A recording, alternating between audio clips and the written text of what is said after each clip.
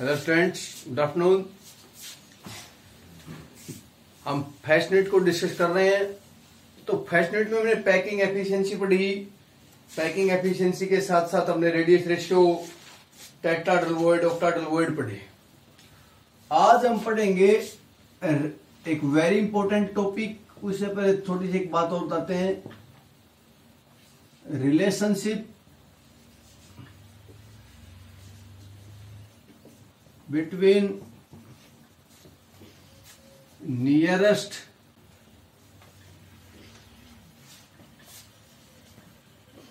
neighbor distance D as length A और radius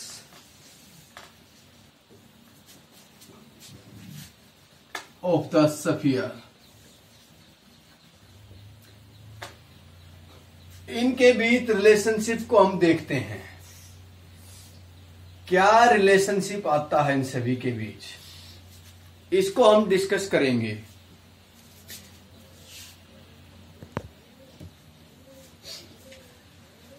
क्या relationship होगा इनके बीच आर, स्फीयर के रेडियस आर के बीच। देखो, जो प्रिमिटिव यूनिट सेल है उसमें तो पार्टिकल्स एक दूसरे को टच करते हैं ऐसे। तो ये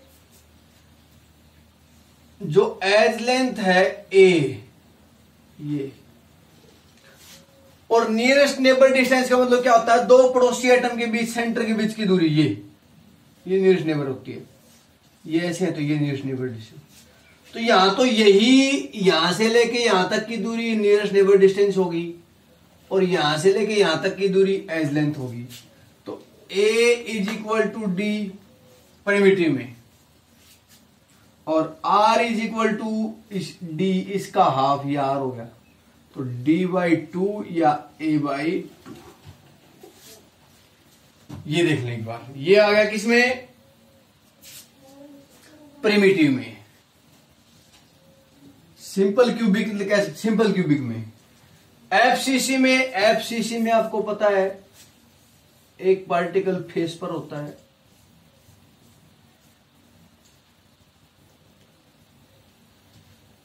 ये मान ले, ये फेस के ऊपर पार्टिकल था।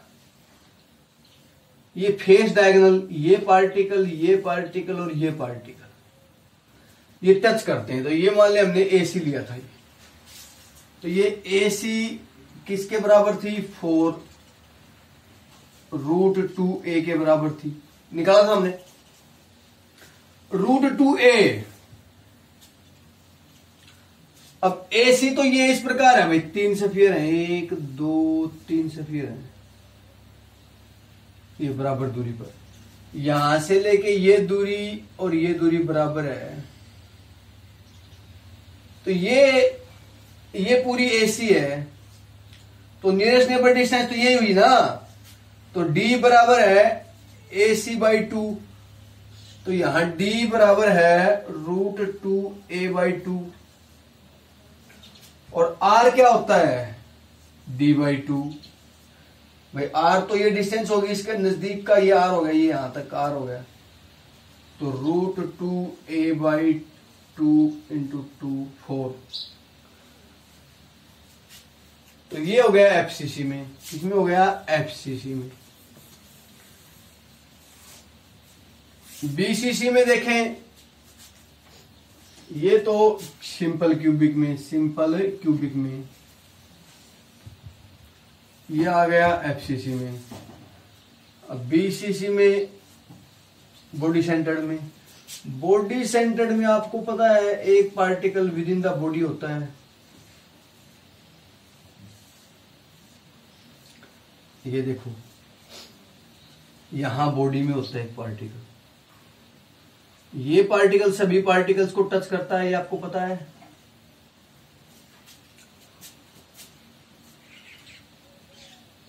ये राइट एंगल ट्राइंगल से फेस डायगोनल निकाला था हमने।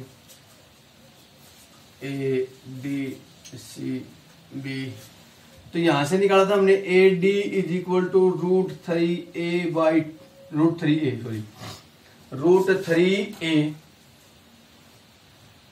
ये AD है √3a के बराबर। अब AD किसके बराबर, देखो ये पार्टिकल है यहां एक, ये भी पार्टिकल है, ये भी पार्टिकल है, मीन्स ये ऐसे 1 2 और ये 3 पार्टिकल है।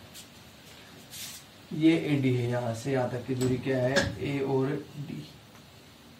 तो नियरेस्ट नेबर डिस्टेंस तो दो पड़ोसी एटम के बीच की कम से कम दूरी होती है। तो दो पड़ोसी तो यही हो गए, ये दोनों हो गए, तो इनके बीच की सेंटर ये हो गया। तो ये दूरी है, ये दूरी, ये की बात है क्या, ये AD का हाफ है, D बराबर है हाफ AD। D किसके बराबर है, AD का हाफ। तो nearest neighbour distance D is equal to ये AD का हाफ, तो √3a बाई 2। R क्या होता है, R बराबर है D by 2 means √3a by 4, 2 into 2 4 आ गया। तो ये रिलेशनशिप है नियरेस्ट नेबर डिस्टेंस में और एज लेंथ में और रेडियस ऑफ द स्फीयर में, ये रिलेशनशिप आया यहां पर। समझे नहीं समझे, एक बार फिर देख लें। सिंपल क्यूबिक में तो एज लेंथ और नियरेस्ट नेबर डिस्टेंस बराबर होते हैं, तो A is equal to D, R होता है D का हाफ, A बाई 2 हो गया। FCC में हमने निकाला था AC √2a आई थी, और नियरेस्ट नेबर डिस्टेंस AC का हाफ होगी, क्या होगी, हाफ ऑफ दी AC होगा।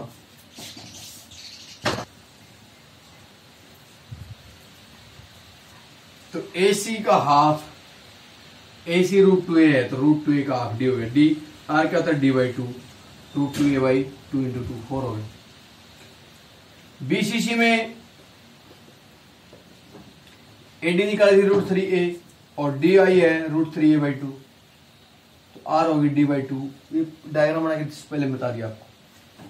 तो ये रिलेशनशिप है। अब बेटा वेरी वेरी इंपॉर्टेंट टॉपिक हम डिस्कस करेंगे,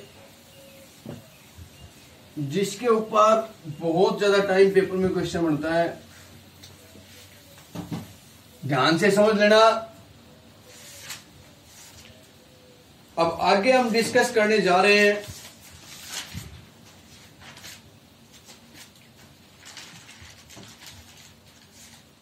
density of the crystal, crystal की डेंसिटी के बारे में।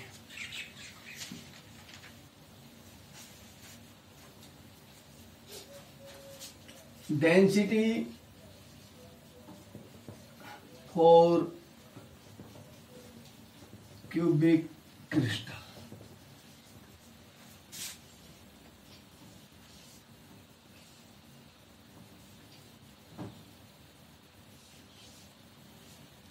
मान ले ये कोई क्यूब है, ये इसकी एज लेंथ A है, सपोज कर ले, suppose edge length A picometre है, A picometre edge length suppose कर लिया। Number of atoms in the unit cell Z मान लिए, क्या मान लिए, Z।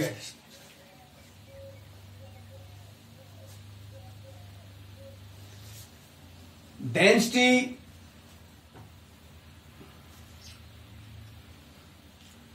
Volume of the cube क्या होगा, A क्यूब।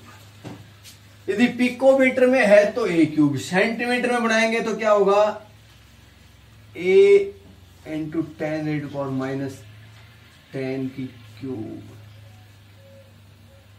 सेंटीमीटर, ये बन गया सेंटीमीटर क्यूब। ये पिकोमीटर था तो A पिकोमीटर क्यूब बन जाता। लेकिन सेंटीमीटर में कन्वर्ट, तो ये हो गया ए क्यूब। अच्छा पूरा एक ही साथ लेंगे भाई, थोड़ी सी स्पेस कम पड़ेगा तो पहले इसको थोड़ा सा ही कम स्पेस देके लिखते हैं। हम निकालेंगे डेंसिटी। क्या निकालनी? Density of the crystal. मैंने लिख रहा हूं, सपोज कर लें edge length of the unit cell A picometre, क्या मान ली? A picometre. Number of atoms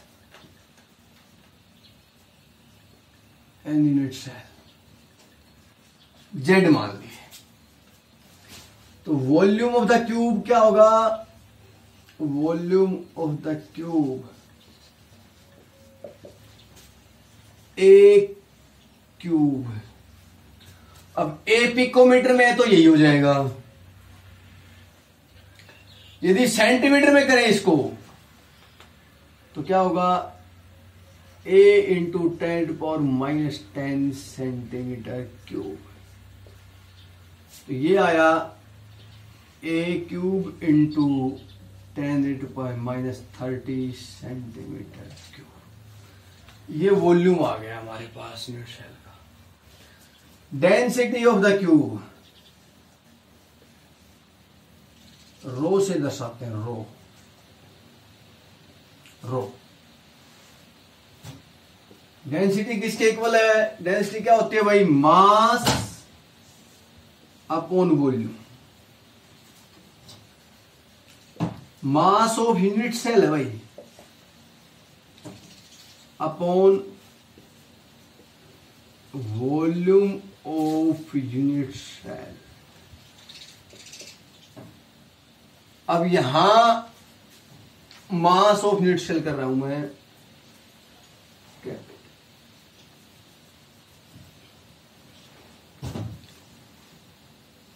by v। Mass of unit cell क्या होगा? पूरी यूनिट सेल का मास। मान लीजिए एक यूनिट सेल है, इसका मास क्या होगा? मान लीजिए कह दे भाई ये एक डब्बे में 20 गेंद है, तो डब्बे का मास क्या होगा? जबकि एक गेंद का मास 5 ग्राम है। डब्बे क्या हुआ? आपको बड़े आसानी से चल जाएगा कि डब्बे क्या होगा भाई 100 ग्राम, क्योंकि एक गेंद का मास 5 है तो 20 गेंद है, जितनी गेंद उतना ही मास। सभी का मास जोड़ दें, एक गेंद के मास को सभी गेंदों के मास से, एक गेंद के मास को सभी गेंदों की संख्या से गुणा कर दें। तो ऐसे ही यूनिट सेल का मास क्या होगा? यूनिट सेल में जितने एटम हैं, जितने भी एटम हैं यूनिट सेल में, उसको गुणा कर दें मास ऑफ ईच एटम से। मतलब नंबर ऑफ एटम्स को, नंबर ऑफ एटम्स, एक एटम के मास को सभी एटम की संख्या से गुणा कर दें। तो क्योंकि यूनिट सेल का मास, यूनिट सेल में मास किसका? एटम का ही है। तो एक एटम का जो मास है उसको सभी एटम के मास की संख्या से गुणा कर दें। एक एटम के मास को सभी एटम की संख्या से गुणा कर दें। तो मास ऑफ यूनिट सेल क्या आया? Mass of unit cell is equal to Z, क्या है? Number of atoms into M. M क्या है? मैं यही लिख रहा हूं, एम क्या है? मास ऑफ ईच एटम, एक एटम का मास या प्रत्येक एटम का मास। ये है M, mass of each atom. अब ईच एटम का मास, एक एटम का मास कैसे निकालें? मास, अरे ऑफ लिखिए, mass of one atom M is equal to molecular mass divided by Avogadro number. Molecular mass को एवोगैड्रो नंबर से गुना भाग कर दें, एक एटम का मास आ जाएगा। मोलिकुलर मास कैपिटल एम और एवोगैड्रो नंबर एन नोट। ये किसकी वैल्यू आ गई? स्मॉल एम की आ गई। तो यहां इस वैल्यू को सब्स्टिट्यूट कर दें, स्मॉल एम की वैल्यू को क्या कर दें? सब्स्टिट्यूट कर दें। यहां वैल्यू रख दी भाई, मास ऑफ यूनिट सेल क्या है भाई? Z into capital M by N naught. Z into capital M by N naught, ये वैल्यू आ गई। अब इसको लेंगे हम क्या? Density of the unit cell. Density क्या है? Density unit cell. Mass of unit cell, mass of unit cell क्या है? Z into M by N naught by, इसको डिवाइड करें किससे? Volume of the unit cell से। ये है वॉल्यूम, ये रहा वॉल्यूम, ये रहा। तो वॉल्यूम में ए क्यूब है गुणा में 10 की माइनस 30 है। मास ये आ गया ग्राम पर क्यूब सेंटीमीटर। ये हो गई डेंसिटी। ये फॉर्मूला बन गया भाई डेंसिटी का। यदि पिकोमीटर में दी है तो किस में दी है? तो पिकोमीटर में। उसको सेंटीमीटर में बढ़ा लें। यदि दिया ही पहले सेंटीमीटर में हो तो ये 30 करने की आवश्यकता नहीं है।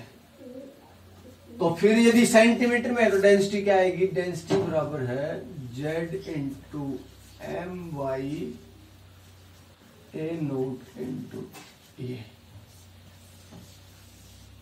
यदि जो एज लेंथ है वो सेंटीमीटर में दी हो तो ये आएगी डेंसिटी, पिकोमीटर में दी है तो ये से निकलेगी, ये ऐसे निकलेगी डेंसिटी। तो बेटा इस प्रकार हम डेंसिटी कैलकुलेट कर देंगे। अब ये डेंसिटी निकालना ना वेरी वेरी इंपॉर्टेंट है, क्योंकि इसके ऊपर न्यूमेरिकल आता ही मोस्टली टाइम, बहुत से टाइम आता है पेपर में, 3 नंबर में 2 नंबर में। इंपॉर्टेंट टॉपिक है, काफी दफा आया हुआ है। तो एक बार फिर समझ लें। डेंसिटी निकालनी हमने यूनिट सेल की, तो सपोज कर ले edge length A picometre, number of atom unit cell में जेड मान लिया हमने, volume of the unit cube unit cell, cubic unit cell है ए क्यूब, ए क्यूब होता है वॉल्यूम। अब ये पिकोमीटर में तो सेंटीमीटर बना दिया, तो ए इंटू 10, 1 पिकोमीटर बराबर है 10 की माइनस 10 सेंटीमीटर, इसके बराबर होता है। तो पिकोमीटर के स्थान पे 10 की माइनस 10 सेंटीमीटर रख दिए, इसका क्यूब कर दिया, तो क्या हो गया? A cube into 10 raise to power minus 30 centimetre cube. ये आया वॉल्यूम। अब डेंसिटी क्या होती है? Mass of unit cell divide by volume of the unit cell. Mass of unit cell कैसे निकालेंगे? Z into M. जेड क्या है? Number of atoms. जितने नंबर ऑफ एटम है उसको मास ऑफ ईच एटम से गुणा कर दें, मास ऑफ ईच एटम से गुणा कर दिया, ये आएगा मास यूनिट सेल। अब एक एटम का मास कैसे निकालें? Mass of 1 atom, each atom, small M कैसे निकालें? मॉलिक्यूलर मास को एवोगैड्रो नंबर से भाग दे दें। Molecular mass divide by Avogadro number, ये M capital M by N naught. अब इस वैल्यू को यहां m बाई एन नोट, ये m के स्थान पर है तो यहां सब्स्टिट्यूट कर दी, यहां वैल्यू पुट कर दी। मास ऑफ यूनिट सेल क्या आ गया? z into M by N naught, z into M by N naught, ये आ गया। ये क्या आ गया?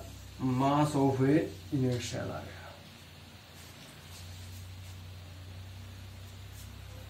अब ये हमारे पास यूनिट सेल का मास हो गया, वॉल्यूम है ही, तो डेंसिटी निकाल दे। फिर डेंसिटी क्या है, mass of unit cell Z into M by N naught into divided by volume. Volume A cube 10⁻30 centimetre, A cube 10⁻30 centimetre, ये आ जाएगी ग्राम पर क्यूब सेंटीमीटर में। यदि ऑलरेडी ये एट लेंथ सेंटीमीटर में दिया है तो 10⁻30 नहीं आएगा, बस इतना ही आ जाएगा।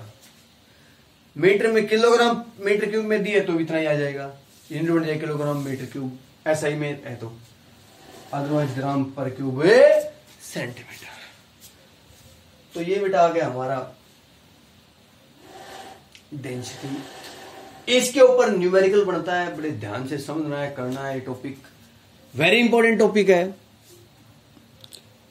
ध्यान से समझ लेना, कर लेना। और इसको आप निकाल के सेंड करना मेरे पर्सनल नंबर पर।